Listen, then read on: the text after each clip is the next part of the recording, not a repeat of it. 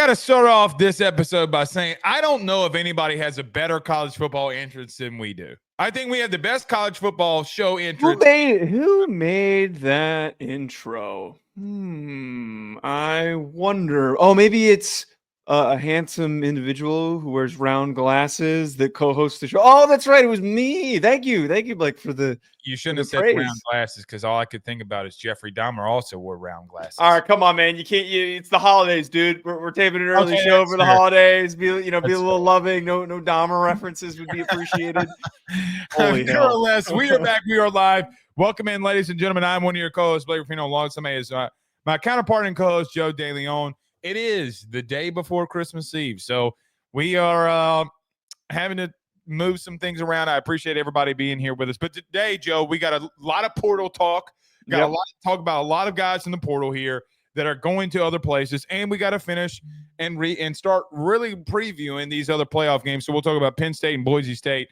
We'll also talk about Texas and Arizona State as the Big 12 Bowl is what I'm calling it. The revenge of the Big 12. Yeah, both these games are going to be lopsided. I don't know how anyone can look at the product that we saw this past Saturday and think that those games are not going to be lopsided. And we'll get into it and dive in on like what leads to the deficiencies for Arizona State and Boise State that are going to catch them up in these situations.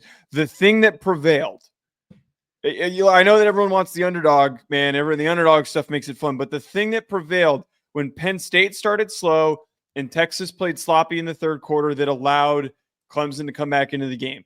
The team and the better athletes and the coaching staffs that have been around and have been in situations like that before. Now, Dabo obviously has that advantage. But what I'm trying to get at here is the better resourced and recruited teams with the higher blue chip ratio are going to win and win handedly.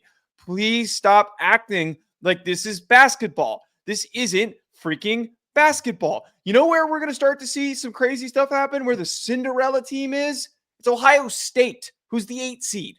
That's the reality of the Cinderella team. But that's my whole point. The only way that we get a low seed to go on a run is when said low seed has a bad finish to the season and they're an 8 or a 9 seed and they're able to ride off the fact that they've got a million freaking 5-stars and the best portal class that spent $20 million on their freaking roster.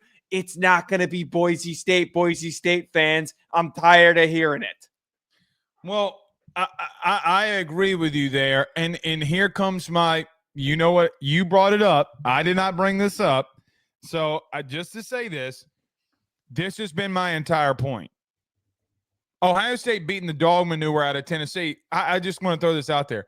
I went and bookmarked 5 tweets from during the Ohio State-Tennessee game where everybody was like, man, if Tennessee comes back out here in the third quarter and they score early, we got ourselves a ball game here. And then all of a sudden you're like, oh, the SEC isn't worthy. So I'm just going to say this.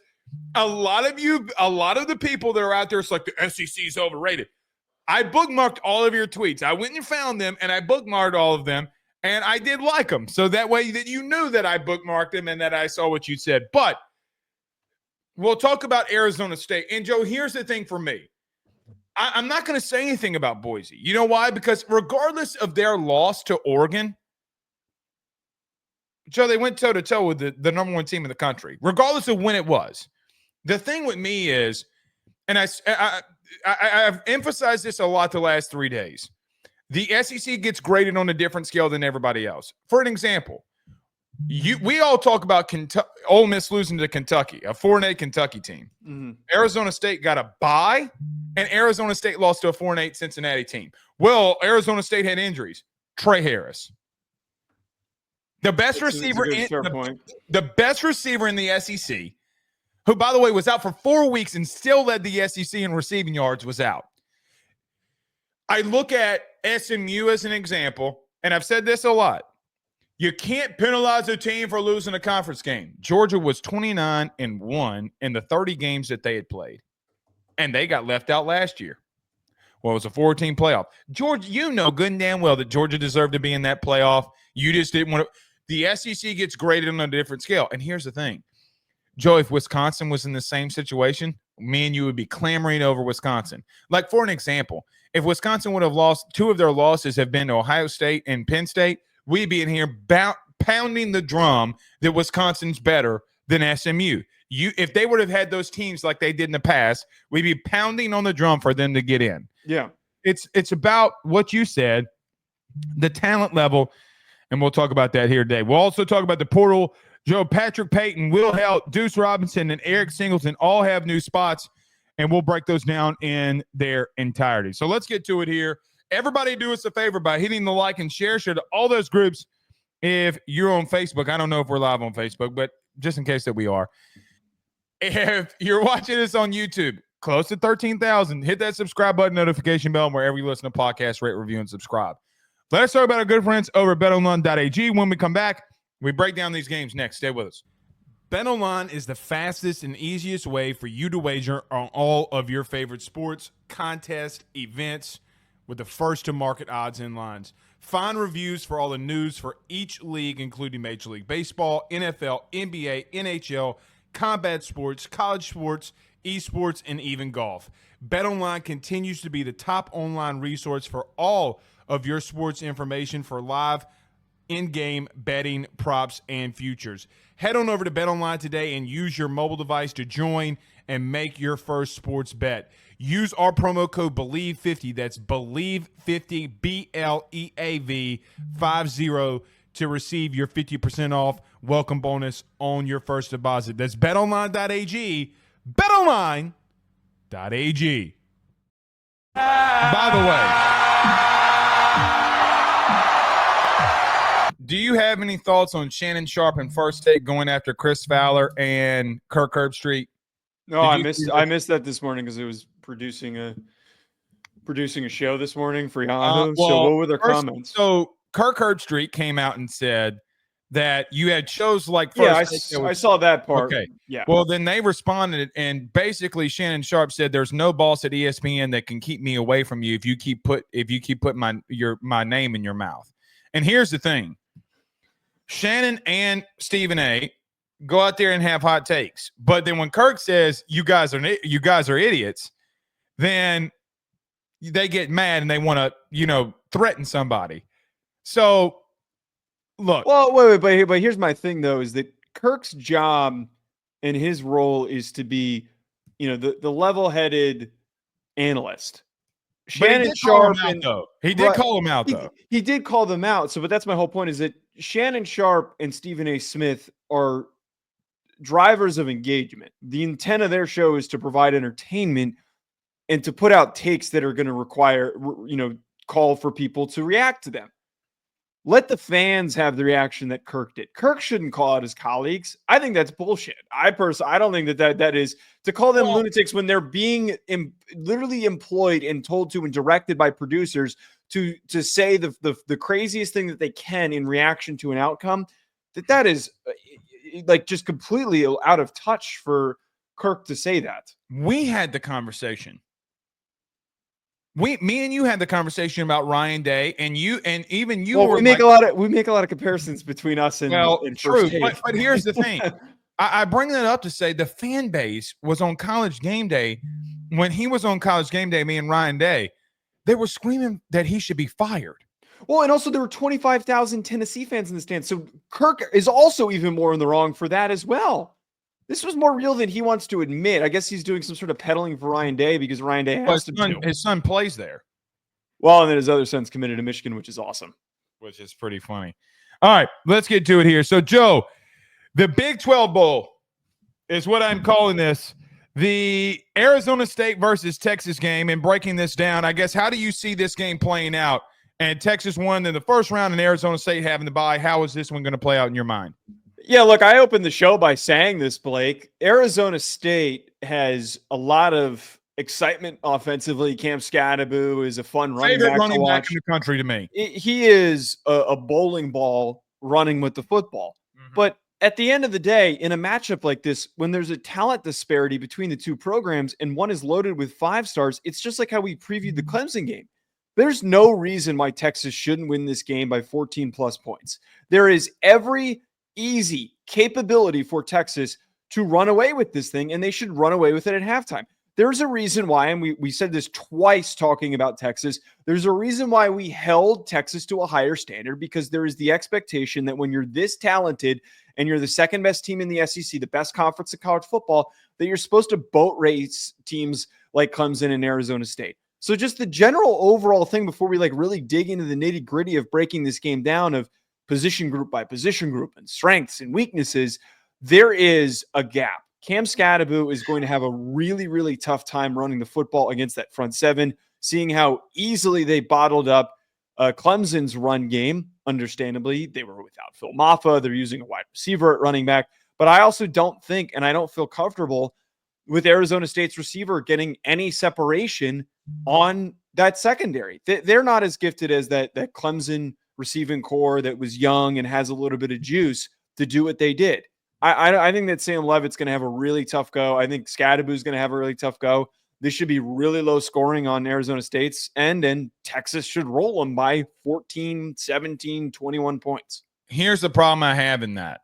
Okay. Texas has played up and down to the level of their competition all year long. Bingo. So I'm with you. On paper, Texas should go into this and blow them out. They should. Okay.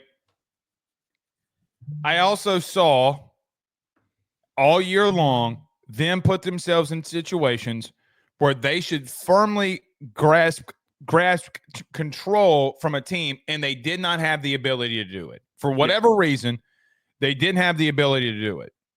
Here's the problem with that. Arizona State is 71st in the country in total defense. They're 69th in the country in passing defense. They're 96th in the country in third down defense. I don't care how bad Quinn Ewers is. I've seen him dot dudes up that are more talented, and I've seen him do it against Georgia. Joe, the truth is, they're defensively, they better play ball. I mean, offensively, Arizona State better play ball control and run the football and keep the ball away from Texas. It's the only chance that they got here. Because Texas is going to go into this game and absolutely abuse them in the secondary. Joe, they have guys that are hitting the portal, depth pieces. God forbid you had injuries. Guys were hitting the portal before the playoff. God forbid somebody goes down in that secondary against a very talented group. What's the status of Isaiah Bond? Do they have anybody that can cover Helm? What happens when your run defense is unable to stop the running game and the play action game gets involved for Texas? I know the Big 12 wants this one bad because you have one team that left you that went to the SEC, and you have the Big 12 champion in Arizona State that's got to come in here and defend it. Brother, this is what I continue to talk about in games like this. This is not a contest. This isn't now what Texas can be who Texas has been all year and make it a contest because they play up and down to the level of their opponent. On paper, which the game's not played on paper, and I get that. But on paper, Joe, their secondary is bad. Their secondary is and here's the thing. Remember the last part of BYU? Remember that game? Yeah, they let him back into it. Wait. So can I actually go finish your saying, and I want to add in something that supports you. Okay, but you're trying to compare to me a BYU team that can't throw the ball around. You're literally 50% completion percentage quarterback in Retzlaff.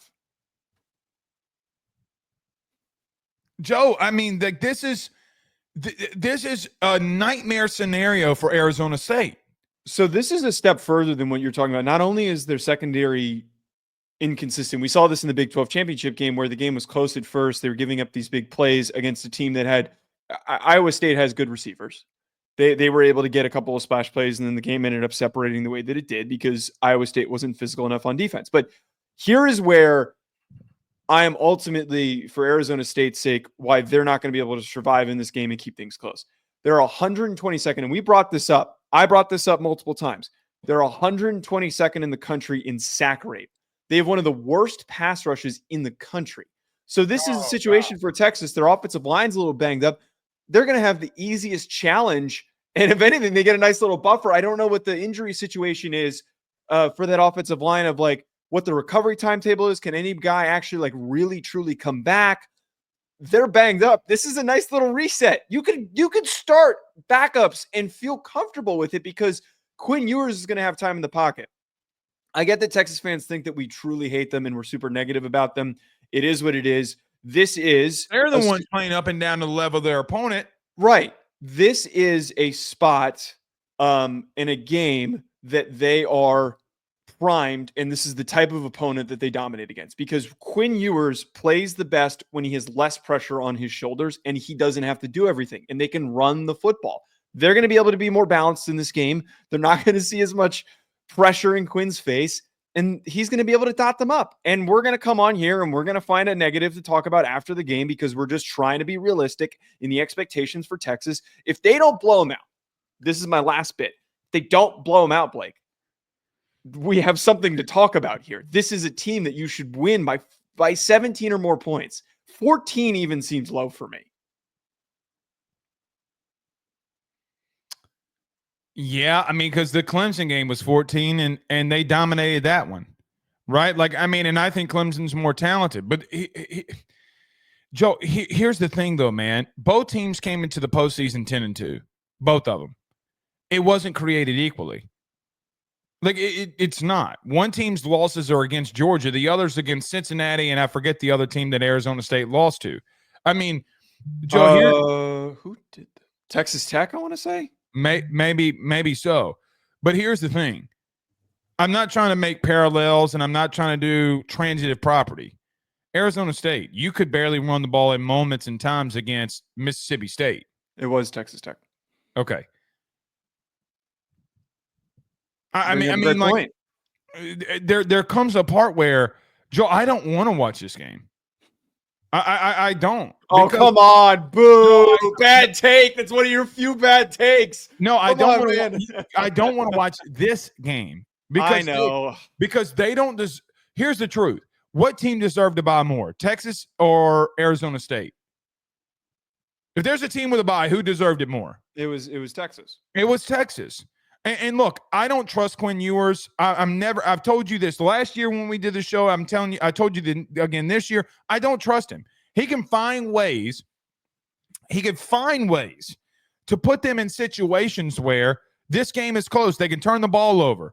They're banged up on the offensive line. That's one thing that I would counteract is, even though they did that against Clemson, Joe, what is their status along their O-line for Texas? But they don't get after the quarterback. Brother, they're going to be able, and this is the truth, they're going to be able to line up and run this football, and they're going to run it right at them. And that's what Sark wants to do. And I'm going to tell you, even if it's 14, like I still feel like Texas dominated Clemson. I still feel that way. Yeah, they dominated them, but they goofed around in the third quarter. They goofed around in the second half. But there comes a part where I'm like, Joe, this is the part where I'm at with this. What did we see in round one in the teams that dominated? What did all of them have in common? They averaged 207.5 rushing yards. They dominated the line of scrimmage. That's the difference in these situations. One team is dominating where you got to dominate the most. I don't think that – I got to be real with you, man. Arizona State can keep this game close, but the only way that they keep it close is that they got to play keep away. Joe, the only thing is that when I look at Arizona State, okay, they're 15th in the country and third down offense. So what does that mean to me? They like to get in favorable scataboo situations where they can throw them the ball in the flat or they can run the ball right at them. Are you telling me that you're going to out-physical Texas? That's where I'm at with this, and I'm like, man, this is a bad stylistic matchup for Arizona State against Texas. If we were to, and we were both on the same page here, there's no real world for success for Arizona State. But if there was the argument, and if somehow there's a crazy upset here, I would love for the Arizona State fans to pull this portion of the clip if they try to clown on us. If they're able to win, it's going to be because they get scataboo and their playmakers in space and scheme them open the way that Kenny Dillingham can. He is a fantastic and brilliant offensive mind. That was part of what helped them in the Iowa State game that gave them, some early momentum, is that it was finding ways to get playmakers the ball in space.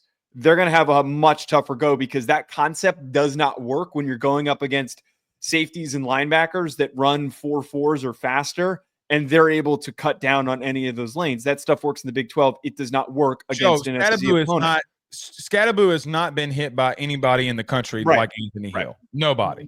One thing I just want to add in here, and this is more of a trend to follow in this game rather than something that I think is going to drive the outcome.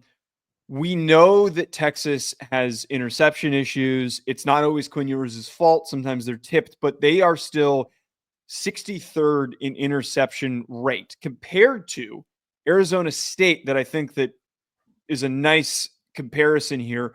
They're 6th in turnover margin. So in a world where if Arizona State does bring this thing back close, or it does end up being closer than anticipated, I would be willing to bet it's going to be because of a late silly turnover, a bounced pick, or maybe Quinn Ewers just straight up throws one that he's not supposed to. And Arizona State has been one of the best teams at protecting the football. That to me is the one singular area that Clemson was not able to succeed in that could give Arizona State a shot. But it's just not strong enough of a driving force in a football game typically that will swing the outcome when there's so much of a talent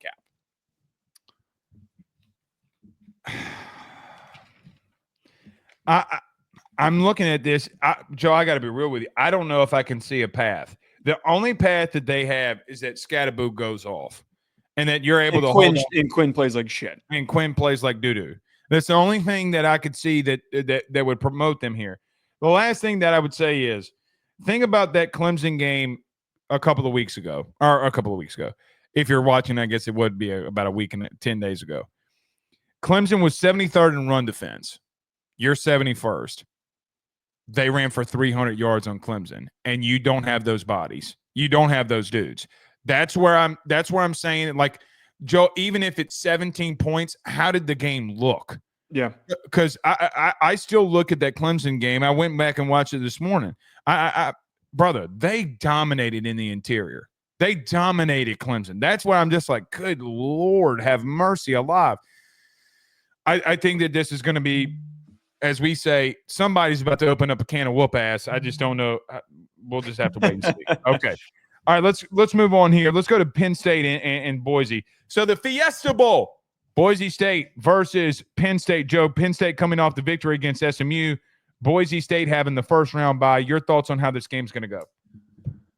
Look, here we Boise go. State has had a very, and like I'm removing the annoyance from this of how like Boise State fans are trying to dunk on me and they're all bookmarking me saying that Boise State's going to get smoked in this game. This is the level-headed take on expectations for this. And I said this, by the way, I in college and you as well. And one of the things that, like, one of the few things that pisses me off is that when I try to bring up my playing experience, people go, oh, you were a long snapper. Well, buddy, when you were sitting on, in a frat house drinking beer on Saturdays, I was out there playing football games against Virginia Tech and Kansas and Central Michigan and the University of Ohio. There's a difference. If you think that what I did and you did is the same, it's not. You weren't up at 5 a.m. for workouts in the winter. You weren't out there at practice or sitting on 10-hour bus rides. You weren't. You were goofing around. You graduated with a 2.9, and you're just pissed off about your current situation, so you're taking it out on me. Now, the whole big thing here that I'm trying to point out is when I played against a team like Virginia Tech, a bad Virginia Tech team that had Caleb Presley and Christian Darrisaw on it, it was so freaking noticeable, the difference in the size of those guys and the talent of those guys, that I ran down on punt against that wanted to take my head off compared to the ones I went up against at the University of Ohio, which was a really good Ohio team that year. Curtis Rourke's brother was the quarterback, and Curtis Rourke might have been, no, I forget. I think it was Curtis Rourke's brother, and he kicked our ass. But again, I understand and have literally been on the field. I'm not talking about what I've seen on TV. I've been on the field against these guys. There is, with some of the best G5 teams in the country, an enormous talent gap between them and the best P4 teams in the country. This is not 2021 Cincinnati. That is one of the greatest G5 teams we've ever seen. They beat a Notre Dame team. They had Big Ten type talent. They did. That's my whole point. They beat Notre Dame and they beat Indiana. And except for a couple of close games, they dominated their schedule. They went toe-to-toe with Bama and were a red zone shot away, from making that a game. By the way, a national title contending Bama. That roster was loaded with a bunch of guys that went on to the NFL that were high draft picks. Mm-hmm. This team has one guy and a couple of late rounders. They're not the same quality of team. I say all of this to say that it is an incredible uphill battle for a team like Boise State to beat Penn State. More importantly, they do not have on defense the bodies that even if Penn State starts slow like they did against SMU, to be able to turn them off if this did get into a close shootout. You're not going to be able to win this football game. I think as an enjoyer of football and as an appreciator of having been at the FCS level, look, the underdog stuff's fun. I like if you guys win, it's awesome for the sport because it's a good storyline, but it's not going to happen. Don't come at my head just because I'm willing to recognize that there's a talent gap that for some reason you can't see. All right. Let me be the level-headed one on this one. Okay. That's surprising. I thought you were going to come in here and start agreeing with me. No, I actually 100% agree with you, actually. Okay. In my mind, I actually agree with everything that you just said. Here's the counteract to that of where I would shift this. Okay. Penn State worries me after you just went up against a 96th ranked passing defense and you couldn't throw the football. Like, it worries me that of all these teams in the playoff, SMU had the worst secondary and you could not throw the ball. You were clunky. Allard did not look good, man. He just did not look good at all.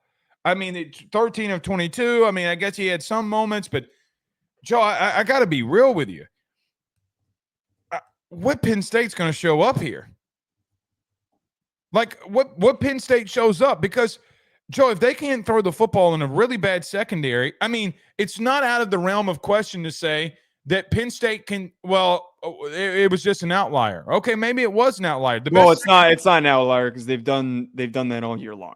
That's what I was going to say. They've done it all year long. That's the part where I look at this and say, I don't know if Penn State doesn't go out there against another bad secondary and wee down their leg. But the whole point is that they started really slow against SMU, and then eventually they played as dog shit of a first quarter as you could have. Now they were playing in very 2 pick sixes, right, in very frigid conditions, and you could tell that Drew Allard couldn't grip the football. Like you could tell that the ball was just not coming out of his hand the same way that he usually does. He's not that inaccurate the way that he was in that game, but their talent was so significant along their offensive line that eventually against a really good, that was one of the best run defenses that Penn State saw all year. Like that's not as far as to say that D-line's really good. All over them. It's twice as talented as this Boise State defensive line that's got one good player in Hassanin, who's a quality player and who's going to get an NFL look. They're going to have a much easier time running the football, Blake. I understand the concern, and coming into this game, Boise State, according to team rankings, they're 113th in pass yards allowed, so they're getting an even easier opportunity to throw the football. That's true. I mean, that secondary for Boise State's really bad. And look, the last time we saw Drew Allard in a dome-type situation, okay, was against Oregon with a better team. So you're right. The elements in the weather could have definitely played a factor in it. It definitely affected both of those quarterbacks, and Jennings and Allard. So that's a really good point. Let me get to this. I agree with you on one massive thing. The line of scrimmage is going to be a outright war. And Boise, they're going to have to game plan around not having the bodies up front. The thing with me with Boise everybody's been hanging on to all year has been, well, we lost by 1 point to Oregon. And we were able to run all over Oregon with Ashton Genty. The thing about that, Joe, for me is pretty simple, is that, but Oregon's biggest weakness has been their run defense. Without a doubt. They have had struggle stopping the run. When I look at Penn State, Joe, they're averaging around 200 yards on the ground per game against everybody. Mm-hmm. Literally against everybody. Now against Ohio State, they weren't able to run the ball, but that's the number one defense in the country that they weren't able to run the ball against. That's a different beast that they're going up here against. If I'm Penn State, it's very, very, very simple. I'm putting 7 to 8 guys in the box, and I'm making Maddox beat us. I'm putting 9 guys in the box. Well, you can't. I know. I mean, I'm over exaggerating. Right. I mean, I wouldn't do hyperbolic. that. But I would definitely stack the box and make them throw and beat me by throwing the football. There is no way in human hell that I'm letting Ashton Jeanty get over 75 yards on me. It's no way. Look, he's going to have like 100. He's going to have 120 yards. They're going to will him to getting the yards that they need. I guarantee you he doesn't. But wait, but look at okay. He's not gonna. I guarantee you he does not have over 120 yards. Because here's the thing: you can focus in on one player. Joe, the only way that Ashton Jeanty, well, let me back up. Let me not say that because God forbid he breaks off an 85-yard run. Yeah, someone's gonna. Yeah, don't. I wouldn't. I wouldn't hang yourself out the dry like that. Yeah, let me back up. The Jeremiah Love situation. Let me throw this your way. What did Indiana do? What did they try to do against Notre Dame? They tried to make They loaded the box. They tried to make Riley Leonard beat him from the pocket. And if we're being honest, when they got in the red zone, that's what they did, and that's why they were able to hold them to field goals. It's the same thing that's going to happen here. I think Ashton Jeanty is a fantastically great player, right? I do. And he's going to be a top 15 pick. He's very gifted. Right. But it's just not – Maddox is going to have to go off, Joe. They're going to have to go off. And I don't see a world where that's humanly possible. Right. Look, and this is what we talked about when Nelson was benched in favor of Maddox. Like, Maddox has done some good things this year. I forgot about Malachi Nelson. I know. He's played well this year against G5 opponents. Watching what happened to Kevin Jennings, and the only way that Kevin Jennings was able to have any offensive output was for the fact that he's really athletic. And he has this point guard style of play where, he's reading the lane and he's able to try and dish and dunk off to guys that are extending their routes. And that didn't work against Penn State because athletes were everywhere and they were able to pick them off in those situations. Maddox is nowhere near the capable improviser that Kevin Jennings was. That's where, like, I'm not sitting here and I'm not crazy enough to come in here and say that Ashton Jeanty doesn't play well. Like, I'm not saying that you were crazy for suggesting that and you caught yourself and realized that there's that possibility that he has a 70-yard rushing touchdown. It's like, wow, look at Ashton Jeanty go. He is a very gifted player. I said in the preseason that he was going to have a huge year. And also, Boise State fans, I predicted that you were going to be the G5 playoff representative at the beginning of the year. But the problem that we now step into is that Maddox is not the type of guy that's going to be able to get away from Abdul Carter and Zane Durant, who's in your face. I just want to quickly revisit, though. You brought up the Oregon game, and I see this overwhelming amount of Boise State fans that keep bringing up, well, how could you say that when we played Oregon so close? It was a 3-point game. That's the number one team in the country. Idaho also played them close. Those games at the beginning of the season against G5 and FCS opponents are scheduled with the anticipation that teams are going to have problems that they're trying to work through. This Oregon team specifically that we killed them for, and then now we laud them and we say that they're the best team in the country. They had interior offensive line issues. Dylan Gabriel was still developing chemistry with his receivers. Their defensive line that had new faces like Derek Harmon into the mix, and Mateo Uyunglele was still in his first year as a full-time starter.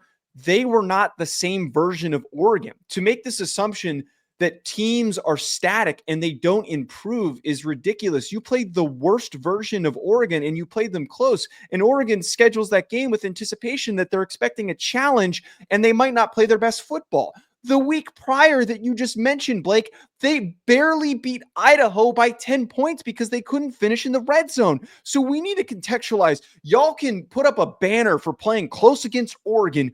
Good freaking job. This is not week 2 anymore. This is the college football playoff. And like we saw last week, the best teams with the best coaching staffs come the most prepared.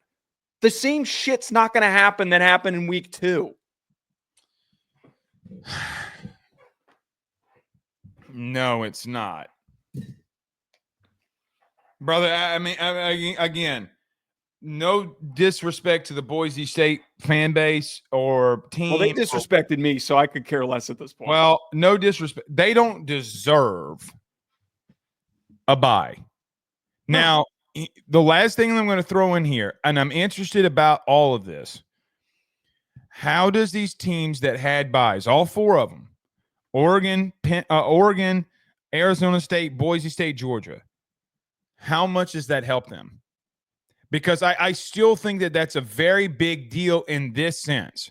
It's a big deal in the sense of that when they were sitting at home eating Cheetos and bonbons, They're eating, these big offensive linemen eating Twinkies. So I know Penn State's not in that, or they didn't get a bye, but there comes a part where, look, man, Penn State, for what it's worth, I mean, we're trying to – I felt like everybody that was coming down on you Boise State fans are using transitive properties with Oregon in the mutual games that they had, right? Like, that's what they're trying to do. And I don't think that's fair to do that. But we'll see, man. I think they're going to stack the box, and you're going to have to throw the football to win, and you're not going to be able to do it.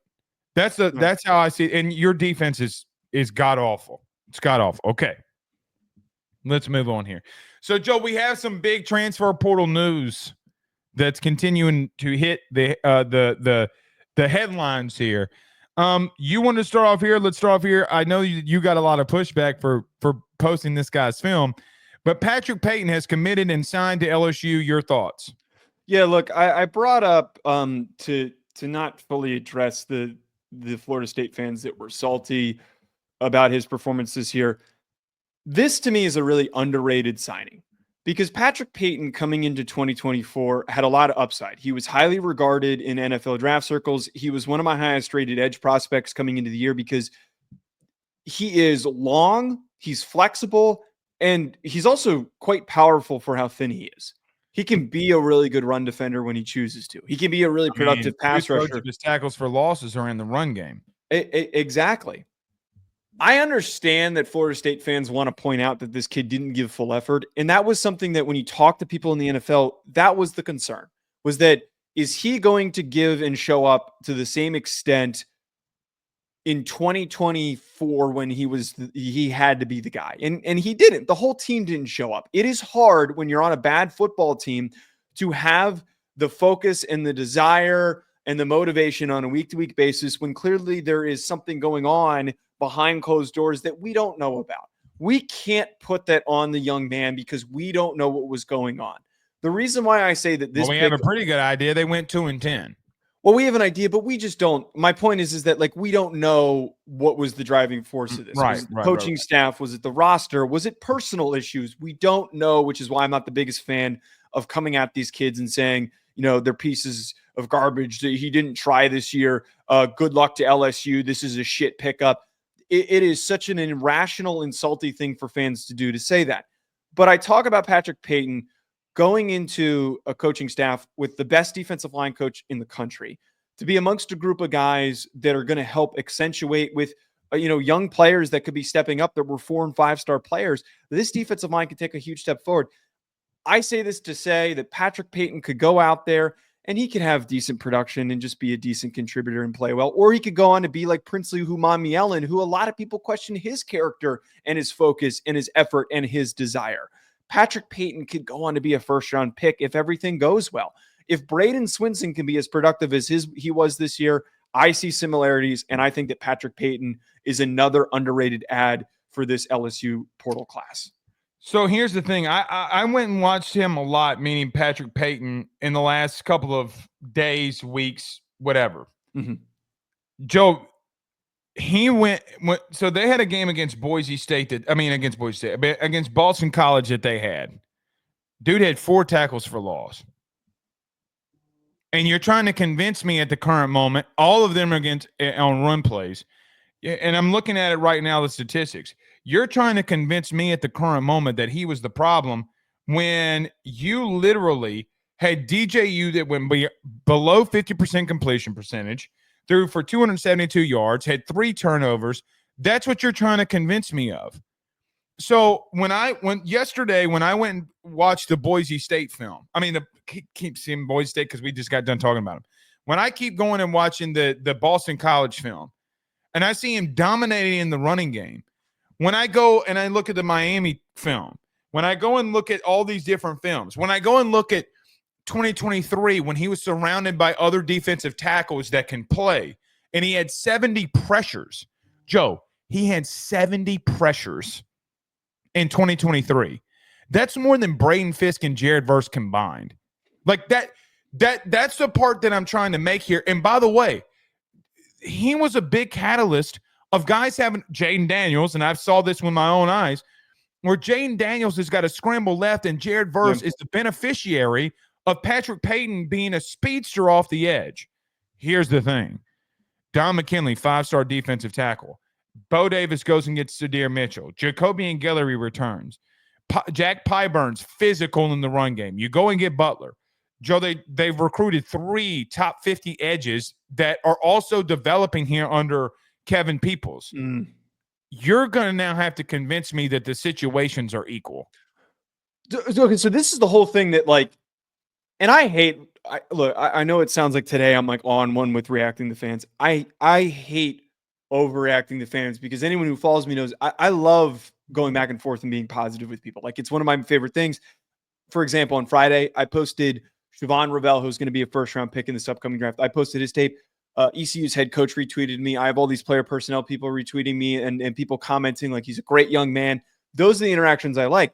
I'm just so pissed off at this that we're trying to like knock this kid for something that he can't control. And you talked about it is so deflating being on the field when you're giving effort and there is effort on tape and you're down by 3 scores because your offense is turning the ball over. Well, hold on. In the beginning of the season against Boston College, they were down 7. Okay, Boston College got the ball back. I literally went and watched this. They ran the ball 3 times. He got 2 tackles for loss. There were moments, and this is why even your other co-host Ryan, where I was asking questions to him, and I'm trying to get into debate with him. You're calling him soft, and I'm like, oh, okay. I don't know if I would go that far. They were 2 and 10. Are there moments and times where he took off plays where he didn't try to track down people? I can't deny that. Nobody is trying to deny that. But you brought up Braden Swinson.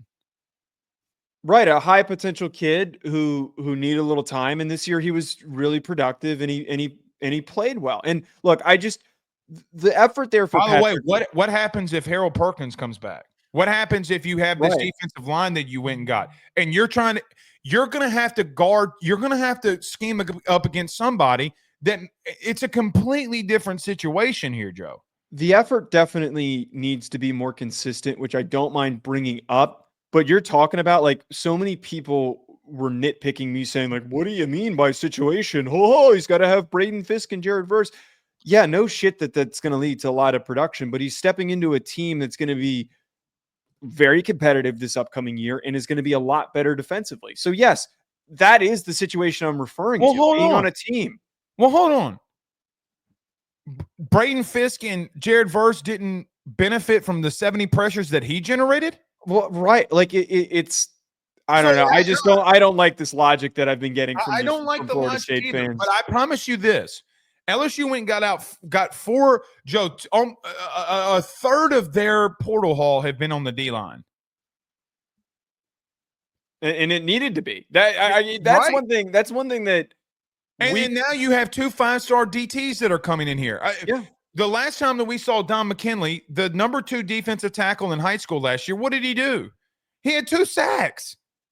Like, again, you can think that I'm being a homer here. Okay, whatever. You're not. You and I didn't even talk about Patrick Payton at all until I started tweeting about him. I know. I just tweeted because I like the kid. I think he's a good player. Well, I don't want my hand involved in what you think about a kid. Not on LSU's team. Listen to me. I'm telling you something. Kid's going to be special. I feel it. Kevin Peoples is a great coach. If they can turn what they did last year into what the production Joe, they're better defensively in the front 7. I'm just going to call it like I see it. I mean, they had to do it. And look, what happens? What is this effort like when they go up to Ole Miss and they're playing for a playoff spot? You think he loafs thin? No, I don't either. So we'll see. Another edge guy that LSU went after, but he went elsewhere. I kind of would take the Payton over. I'd rather take Payton over him. Is Will Heldt. Dabo is starting to portal a little bit. What do you think of Will Heldt going to the Purdue transfer, going to Clemson? So we were laughing about this, but in all seriousness, we heard that he was going after an FCS receiver, and it's like, oh, ha, hardy har. Dabo. Well, he got one. Right. Dabo's going in the portal. Is this what it meant by going in the portal? Ha. But the reality of it is he follows up with Will Helton. It's like, oh, shit. Dabo's actually going in the portal. This is a huge get. And there's a number of other top players that are still fully available in this class. I'm really curious to see how he ends up finishing up, because this is a spark. I've criticized Dabo in a million ways over, and it all stems from him being unwilling to adjust to the times. I think that now that their season's over, I wouldn't be surprised if he's not super aggressive in trying to go and get more players. Will Heldt is the type of guy who's physical. He's got the NFL frame and body, and he was a star among a really mediocre Purdue team that had another really good player who we already talked about in Dylan Diamond. So I got to give credit, man. I will always give credit when credit is due. I'm not going to find a negative spin on this. Good for Dabo, but you got to finish. They need to secure their offensive line a little bit more. I think that they need to go and get another wide receiver. Maybe there is a thought that, like, hey, maybe go and get a guard. Right, go get a guard. Maybe you go and get Held's teammate Max Clare, who's one of the top tight ends that's still available in this class. I don't know who they're truly in the mix for, considering how unexpected this was. It's safe to say that anyone could be on the table. Here's what I'd say. So, look, I am glad for Dabo and their fan base that they're portaling. Mm-hmm. They don't have a choice. Yes. So, yeah, that's the biggest thing of why he's doing this. It's not that he really wants to go in the portal. Look at their high school recruiting and why he's got to now go in the portal. Now, I think Will Heldt can be a solid player, and I'm sure he will be a solid player. But here's the real truth to this. He doesn't have a choice. And right, he never did. Finish. Well, he's going to have to continue to portal. He's going to have to continue to go after guys. Listen, man, it's the way of the world. And whether you like it or not, these kids are about to start. Everything Dabo and all the principles that Dabo stood on went to federal court, and they called it, and I'm quoting the Supreme Court, they called it slave work. You not paying players is technically in other countries what we would consider slavery. He stood on that hill, and now he's got to get off of that hill because TV revenue is here. And I don't know if they're doing anything in NIL. Maybe they're giving players money because of TV revenue share, and you can do whatever. I don't know. Joe, they're going to start getting blasted if he doesn't start portaling. That's just it's not a opinion. It's not an opinion. These teams are getting better because they're portaling. Miami, Joe, the best team in the ACC this year was Miami. You know it, and I know it. Yeah. But they go out and they portal. I'm happy for Dabo that he can adapt. I just wonder if it's a little too late, right? Like I do wonder that they probably need 4 or 5 other kids from the portal, and if they do that, okay, well, we'll see how Clemson goes. But they got to continue to go get guys too. I don't think it's too late because, and you and I are having a nice conversation about one of their linebackers. Their 2023, Sammy Brown is who we were talking about. God, he's so freaking good. He's a freakish athlete. Their 2023 recruiting class was very talented. Like we saw the contributions from these young receivers in the Texas game. We saw Sammy Brown flying all over the field. There are a number of really good young players that are going to be sophomores next year. If he can turn this Heldt edition in like what you're talking about, like a normal team's recruiting class that is keeping most of their players through high school recruiting, like, again, give him credit for keeping these guys. They didn't have many guys jump at the portal. They had like 5 and they were all backups. So I'm not going to like sit here and admonish him for any of those players leaving. With that core already, and he brings in, say the class ends up being 7 guys, I might pick Clemson to win the ACC again next year and actually win it, not squeak their way in by the skin of their teeth. They have a young core led by a quarterback that we were gushing over for the way that he played against Texas. Fair. I think it's on the table. Here's the problem, though, Joe. What do they do on their D line? Like they play Capehart and Woods. You're right. Well, LSU went out and got the number 1 center in the portal. They're continuous. Like, you play them week 1. Joe, what if there's a scenario where you went 0-3 this year against the SEC? God forbid you lose to LSU in week 1. You got South Carolina at the back end of your schedule. Joe, what if there's a real scenario then in a 2-year stretch, they're 0-5 against the SEC? I don't think that you can hyper fixate on that. If you're No, Dabo, but I can't hyperfixate on. Here's what I'm going to hyperfixate on. You went up against 3 SEC teams this year, and they ran all over you. Your D-line's not going to be it can be better, and kids can develop. I'm with you. How much better are you going to get here? that's the question mark, and that's what we're going to find Sammy out. Brown can only be so much when a guy can get to the second level and get to him. They're Right. not bro. Joe, one of the worst rushing offenses in the SEC dominated them.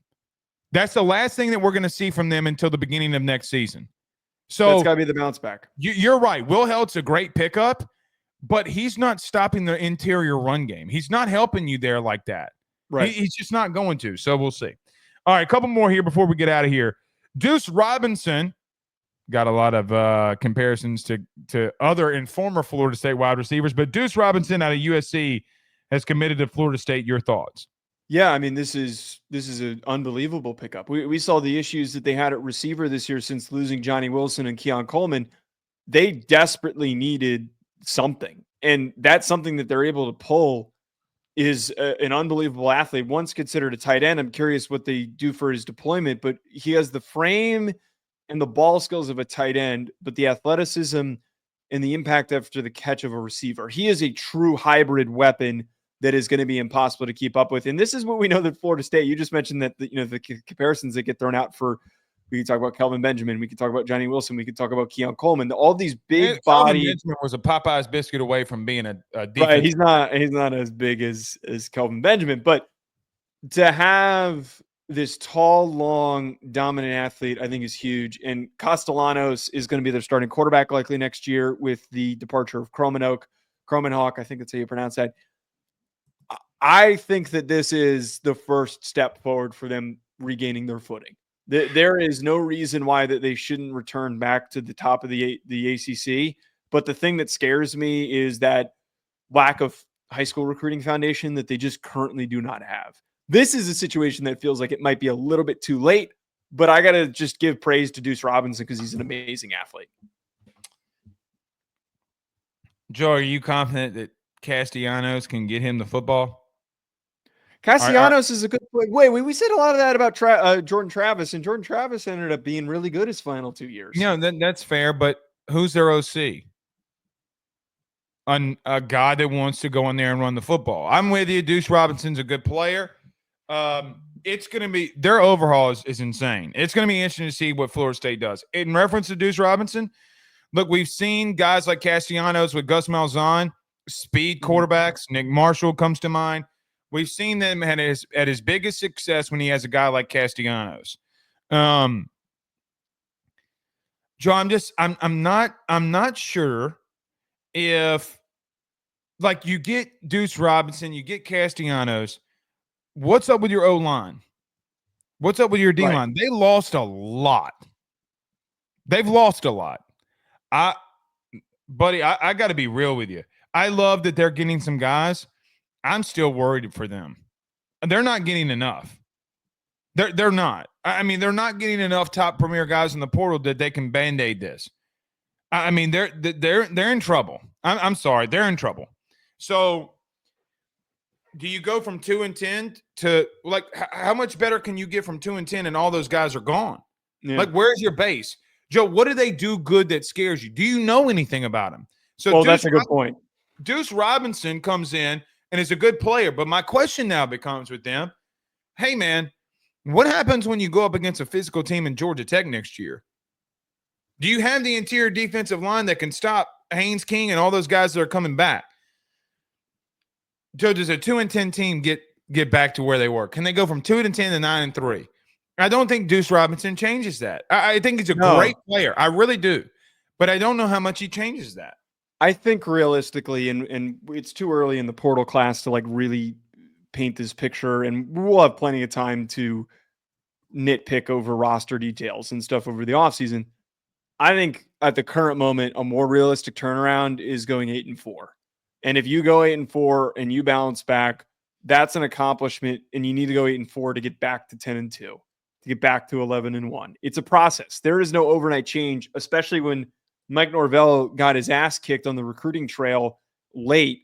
And his high school recruiting classes the past couple of years have left a lot to be desired. And he has tried to live off of the transfer portal. And this current transfer portal class has already been good, but it still needs a crap ton of work. It really does. All right, let's wrap it up here. Joe, the news was announced this morning. Eric Singleton, the Georgia Tech wide receiver, the number one portal wide receiver, has committed to Auburn. Your thoughts? Yeah, this is them losing Keandre Lambert-Smith, who had a really nice finish to the year. And now having Jackson Arnold, who we're a little iffy on what he's going to do, if he's going to be able to step up and play well within the scheme. And I shared some of my doubts and questions. But to contribute and add in more playmakers, like a guy like Eric Singleton, who had a quarterback in Haynes King, who not a true passer, was a really good runner, but would find him in space from time to time and was still able to produce.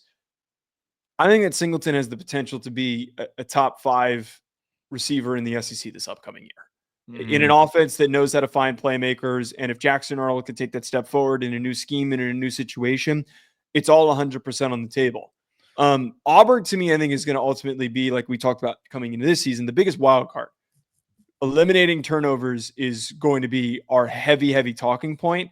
If Jackson Arnold throws picks and Eric Singleton's playing his ass off, it kind of doesn't, those things don't cancel each other out. Here's the thing with Auburn that I will continue to throw your way.